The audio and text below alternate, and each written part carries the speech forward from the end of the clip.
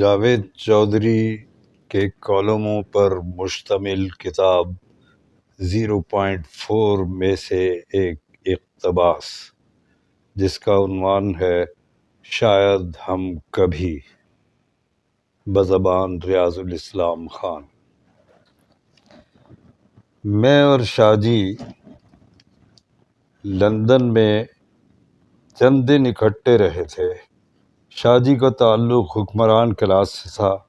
وہ تیسری نسل سے اس خطے کے بادشاہ چلے آ رہے ہیں۔ ان کے دادا برطانوی دور میں وزیر تھے۔ والد ایوب خان سے ذوالفقار علی بھٹو تک گورنر، وزیر اعلیٰ اور سینئر وزیر رہے، جبکہ شاہ جی بے نظیر بھٹو سے میر ظفر اللہ جمالی کی حکومت تک مختلف حیثیتوں سے اقتدار کے ایوانوں میں آتے جاتے رہے۔ وہ اس وقت بھی جوڑ توڑ کے بادشاہ کہلاتے ہیں اور پنجاب کی دائیوں کی طرح سیاست کے پیٹ میں جھانکنے کا ملکہ رکھتے ہیں۔ میری ان کے ساتھ پرانی یاد اللہ ہے۔ آج سے 3 سال پہلے ہم دونوں لندن گئے۔ اس سفر کا مقصد گپ شپ اور چند دن عافیت میں گزارنا تھا۔ ہم دونوں نے یہ دن سیر و تفریح اور لمبی لمبی بحثوں میں گزارے تھے۔ ایک دن شاہ جی اور میں آکسفورڈ اسٹریٹ میں گھوم رہے تھے۔ شاہ جی اچانک میری طرف مڑے اور انہوں نے مجھ سے پوچھا، یار کبھی ہم لوگ بھی گوروں کی طرح ترقی کر سکیں گے؟ میں نے اسٹریٹ میں گھومتے پھرتے ہجوم کی طرف دیکھا اور ذرا دیر رک کر جواب دیا، شاہ جی شاید کبھی نہیں۔ شاہ جی کا دوسرا سوال تھا، کیوں؟ میں نے ہنس کر جواب دیا، اس کا جواب میں آپ کو پاکستان جا کر دوں گا۔ شاہ جی خاموش ہو گئے۔ ہم چند دن بعد پاکستان واپس آ گئے۔ بات آئی گئی ہو گئی۔ شاہ جی سیاست بازی میں مصروف ہو گئے اور میں اپنی محنت مزدوری میں لگ گیا۔ ایک دن ایک سفارتی تقریب میں شاہ جی سے ملاقات ہو گئی۔ شاہ جی کے پاس اس دن بہت وقت تھا، لہٰذا ہم دونوں صوفے پر بیٹھ گئے۔ ہمارے سامنے مختلف ایمبیسیوں کے سفارتکار نیچی آواز میں ایک دوسرے سے گپ شپ کر رہے تھے۔ محفل میں سفارتی تکلف اور شائستگی تھی۔ شاہ جی کو اچانک آکسفورڈ اسٹریٹ یاد آ گئی اور وہ میری طرف مڑ کر بولے، میں نے تم سے لندن میں ایک سوال پوچھا تھا اور تم نے وعدہ کیا تھا تم اس کا جواب پاکستان میں دو گے۔ میں نے اس بات میں سر ہلایا اور ان سے عرض کیا، شاہ جی ہمارے ملک کی پسماندگی کی وجہ آپ لوگوں کے دوہرے معیار ہیں۔ شاہ جی نے مجھے گھور کر دیکھا۔ میں نے عرض کیا، شاہ جی ہم لوگ جب لندن میں تھے تو آپ گوروں کی طرح زندگی گزار رہے تھے۔ آپ قطار میں کھڑے ہوتے تھے، لوگوں کو مسکرا کر دیکھتے تھے، دوسروں کے لیے دروازہ کھولتے تھے۔ ہمارے فلیٹ میں کوئی ملازم نہیں تھا۔ آپ میرے اور اپنے لیے خود ناشتہ بناتے تھے۔ آپ نے 7 دن اپنے برتن بھی خود دھوئے تھے۔ آپ اپنا سامان خود اٹھاتے تھے۔ آپ ٹائی اور کوٹ کے بغیر زندگی گزارتے تھے۔ آپ اس وقت ایک عام، مہذب اور پڑھے لکھے شخص کی طرح اٹھ بیٹھ رہے تھے۔ لندن میں آپ کا رویہ مکمل طور پر ترقی یافتہ اور مہذب تھا۔ شاہ جی بڑے غور سے میری بات سنتے رہے۔ میں نے عرض کیا، لیکن شاہ جی جو ہی آپ اسلام آباد میں اترے، آپ نے تہذیب اور شائستگی کا لبادہ اتار کر ایک طرف رکھ دیا اور آپ کے اندر سے نوآبادیاتی نظام کا ایک ظالم اور اکھڑ جاگیردار باہر آ گیا۔ میں نے دیکھا آپ جو ہی جہاز سے باہر آئے، پروٹوکول کا ایک افسر آپ کا انتظار کر رہا تھا۔ آپ نے پاسپورٹ اور سامان کے ٹیگ اس کے حوالے کر دیے۔ شاہ جی آپ نے دوسرے مسافروں کے ساتھ امیگریشن کی قطار تک میں کھڑا ہونا پسند نہیں کیا تھا۔ آپ VIP لاؤنج میں بیٹھ گئے اور آپ کا سامان کسٹم کلیئرنس کے بغیر باہر آ گیا۔ شوفر نے آپ کے لیے گاڑی کا دروازہ کھولا۔ آپ پچھلی نشست پر بیٹھے اور آپ نے موبائل پر اپنے عملے کو جھاڑنا شروع کر دیا۔ شاہ جی میری بات سنتے رہے۔ میں نے عرض کیا، آپ لوگوں کی یہ سماجی منافقت اس ملک کی ترقی کے راستے کی واحد رکاوٹ ہے۔ آپ لوگ باہر سے تہذیب، شائستگی اور اخلاقی اقدار سیکھ کر آتے ہیں، لیکن جو ہی آپ کے قدم پاکستان کی زمین کو چھوتے ہیں تو آپ کے اندر کا جاگیردار جاگ جاتا ہے، آپ فوراً آقا بن جاتے ہیں اور آپ ساری شائستگی، ساری تہذیب بھلا دیتے ہیں۔ شاہ جی خاموشی سے میری گفتگو سنتے رہے۔ میں نے عرض کیا، مجھے میاں نواز شریف نے جناب شوکت عزیز کے بارے میں ایک واقعہ سنایا تھا۔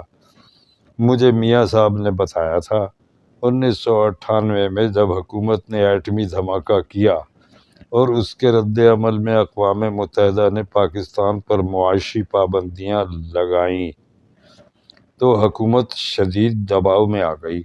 اس وقت دنیا بھر سے پاکستانی اسلام آباد آتے تھے اور ملک کو اس صورتحال سے نکالنے کے لیے نئی نئی معاشی تکنیک سمجھاتے تھے۔ وہ ان کی باتیں غور سے سنتے تھے۔ ایک دن جناب شوکت عزیز امریکہ سے پاکستان تشریف لائے اور لاہور کے گورنر ہاؤس میں ان کی نواز شریف سے ملاقات ہوئی۔ شوکت عزیز نے نواز شریف کو بتایا، پاکستان میں حکمرانوں اور عوام کے معیار میں بڑا فرق ہے۔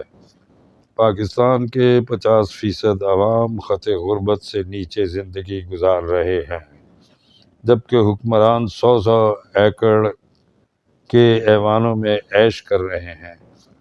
جناب شوکت عزیز نے گورنر ہاؤس پر نظر ڈال کر میاں نواز شریف کو مشورہ دیا، میاں صاحب، آپ یہ گورنر ہاؤس خالی کرا دیں، آپ وزیر اعظم ہاؤس اور ایوان صدر چھوڑ دیں اور یورپ کے حکمرانوں کی طرح 2 3 بیڈ رومز کے فلیٹس میں شفٹ ہو جائیں اور اس کے بعد عوام سے محنت اور جد و جہد کی درخواست کریں۔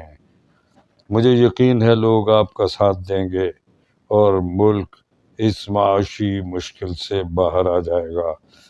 میاں نواز شریف نے مجھے بتایا، ان کو شوکت عزیز کی بات نے بہت اپیل کیا اور انہوں نے ان لائنوں پر سوچنا شروع کر دیا، لیکن کسی عملی نتیجے سے پہلے ان کی حکومت ختم ہو گئی اور وہ مختلف قسم کے حالات سے گزرتے ہوئے جلا وطن ہو گئے۔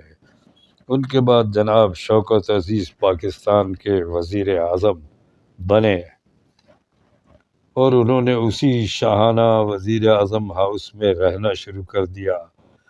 مجھے نواز شریف نے بتایا، جب شوکت عزیز صاحب 100 ایکڑ کے وزیر اعظم ہاؤس میں شفٹ ہوئے اور انہوں نے نواز شریف سے 3 گنا پروٹوکول انجوائے کرنا شروع کیا تو وہ حیران رہ گئے۔ نواز شریف نے بتایا، ان کی خواہش ہے کبھی ان کی ملاقات شوکت عزیز صاحب سے ہو تو وہ ان سے پوچھیں، جناب اب آپ وزیر اعظم ہاؤس کیوں نہیں چھوڑ دیتے؟ شاہ جی میری بات سنتے رہے۔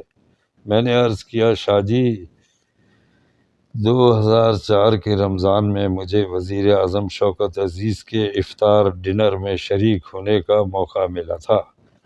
ڈنر کے آخر میں جب سوال و جواب شروع ہوئے تو میں نے انہیں نواز شریف کا یہ پیغام پہنچا دیا۔ وزیر اعظم صاحب نے قہقہہ لگایا اور مسکرا کر جواب دیا، 1998 اور 2004 کے حالات میں بڑا فرق ہے۔ اس وقت ملک ڈیفالٹ کر رہا تھا، جبکہ اب ہم نے خزانہ بھر دیا ہے۔ میں مسکرا کر خاموش ہو گیا۔ میرے اور شاہ جی کے درمیان خاموشی کا طویل وقفہ حائل ہو گیا۔ اس وقفے کے آخر میں شاہ جی نے کھنکار کر گلا صاف کیا اور غصے سے لرزتی ہوئی آواز میں بولے، تمہارے اندر مڈل کلاس کا کمپلیکس بول رہا ہے؟ تم اشتراکی دور کی فلموں اور ناولوں سے باہر نہیں نکل سکے؟ میں نے کہا لگا کر عرض کیا، شاہ جی لندن اور پاکستان میں آخری فرق آپ کا یہ رد عمل ہے۔ لندن میں آپ میری بڑی سے بڑی بدتمیزی کو اختلاف رائے سمجھ کر برداشت کر جاتے تھے، لیکن یہاں اس ملک میں آپ میرے اختلاف رائے کو بھی بدتمیزی سمجھ رہے ہیں۔